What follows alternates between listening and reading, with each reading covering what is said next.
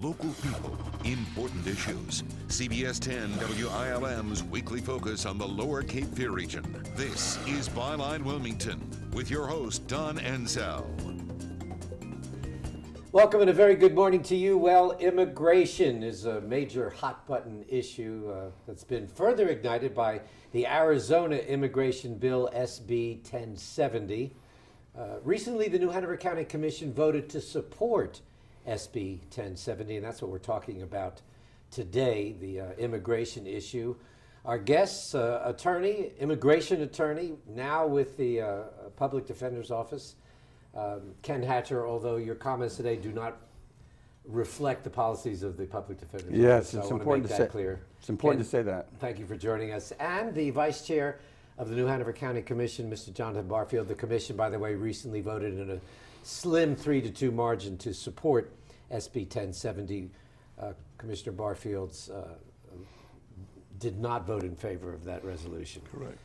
So, with all of that said, this whole movement to seal our borders and crack down on illegal immigrants has turned into like a free-for-all. And many are saying that it has a component of veiled kind of racism. Your thoughts on that? You know, at our commission meeting, when we voted to approve the resolution supporting this bill, You voted against that. I voted against it. And the comments that I made were, I'm in favor of immigration reform. I'm in favor of us enforcing the laws that we have on the books. I'm in favor of us protecting our borders. What I'm not in favor of is giving police the blanket authority just to stop someone because of what they look like and ask for papers, whether it be driver's license, birth certificate, or whatever, to prove that they are a citizen of our country. And you have been the target of such stops, as I understand. I have, my pastor's 2 daughters have. I think for me, the first incident happened when my dad actually served on the Board of County Commissioners. We had my daughter's first birthday party at Greenfield Lake, where we rented a section out there to have her party and had some light music playing in the background. And there was an officer out in the park, didn't know who we were from Adam. My dad was drinking a soda, helping me set things up, threw his soda can in the trash can. This officer walks back from the front of the park to the back of the park where we were, goes to the trash can as if my father was a common drug dealer or throwing alcohol in the trash can. Didn't know who he was from Adam. There were some other folks that hadn't reserved anything in another tent, didn't go and see them at all. And So you had reserved your spot. Paid for it. And paid for it. And you were being scrutinized. And didn't realize what happened until that Monday. They had a county commission meeting and they were looking at doing a noise ordinance for Hanover County. And so the question came, Commissioner Barfield, what are your thoughts? He said, well, I feel like African Americans will be unfairly singled out because of what happened to me at Greenfield Lake. And he went on to say what happened. My pastor's youngest daughter was stopped about a year ago twice in one day for no other reason than what she looked like. No infractions, nothing, but in the wrong place at the wrong time. Ken, your thoughts on the immigration, that bill, SB 1070, and this issue of racism. Is there a veiled racial component to this? Arizona clearly has an issue. The introduction to that bill states very clearly that its purpose is to deter any illegal immigration activity, including being physically present in the state of Arizona illegally. That would have been a state crime. And the purpose of it was to make... Well, isn't it a crime to be in the United States illegally? No. It's not. It is it's an infraction, but not a crime. That's right. It violates the administrative rules of the immigration law. There is a misdemeanor to enter the United States without a visa, to enter illegally. But if you come here as a student, for example, and you fall out of status, that is not a crime that you have gone out of status.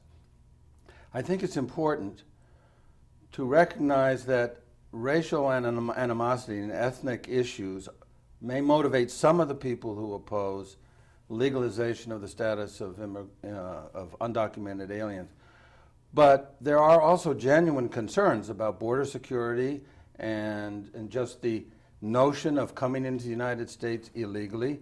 So well, that I don't know that we want to painted with one broad brush. Say that everybody who's opposed to it. I think this is a terrible bill. I think the county commissioners' vote 3-2 was bad for New Hanover County, but I wouldn't say that all of those who want to expel undocumented aliens are doing so for Well, let's racial examine some of animosity. the points that the hardline proponents of that bill are taking. They say illegal immigrants undermine our economy, take jobs from Americans, receive services they don't pay their fair share for, public education, social and medical services. How do you answer that? Well, I mean, none of it's true. I mean, for New Hanover County, They don't get public education they don't pay for? they are paying all of the taxes New Hanover County requires. New Hanover County does not have an income tax. More than 50%, or close to it, the commissioner can speak to this, but come from sales taxes and property taxes. And all of the undocumented aliens here, They don't pay state taxes, though. they don't pay income taxes. They They don't pay state income taxes, That's and correct. that's where the Well- revenue comes from for the state's portion, which is the majority of the support for schools. Is that right? Doesn't the county The pay? county pays a portion, but the state Well, and federal do I as think well. it's important to understand that all sales tax, all undocumented aliens, like other U.S. citizen residents of New Hanover County, are paying sales taxes. All of them pay sales taxes, and they all pay property taxes. The In one form or landlords. another, if they're renting or if they own. That's correct, and those pay for schools and pay for hospital, pay for jail, pay for law enforcement. And Any comments on that, Commissioner? Yes. To concur with what Mr. Hatcher is saying, everyone is going to pay a sales tax. The largest portion of the county's budget comes from property taxes, and it's made up by sales taxes. As when we passed our quarter-cent sales tax referendum, one of the things that we touted was that everyone would pay that tax, whether you're here legally or not. So that would include those illegal immigrants that are here as well. Understanding that it does put a burden on our school systems, especially in Duplin County, Pender County, some of the more rural counties where you've got to bring in more teachers that can speak two languages, Spanish being one. It does burden our jail system somewhat. When we have a lot of folks driving while intoxicated, you see those things happen, and they're on the rise, and I've noticed in the news that quite a few of those folks are here illegally. My concern with our state passing or our county passing a resolution, then our state adopting something like this, is who's going to pay for it. New Hanover County has been under a tremendous budget crunch for the last several years. We've cut our budget last year by $21 million. We're strapped again Who's this year. going to pay for the actual Who's going to pay for policing, the policing of this law? We're already cutting back our sheriff's department. The city is looking at cutting back their police department. So my question is, who's going to pay to incarcerate these individuals when they're caught? Realizing that it costs us $81 a day to house someone in our jail. Who's going to pay for that? Now, the federal government, if they're not going to pay for it, that means the citizens of New Hanover County would see an increased tax rate, property tax rate, to cover the cost of this.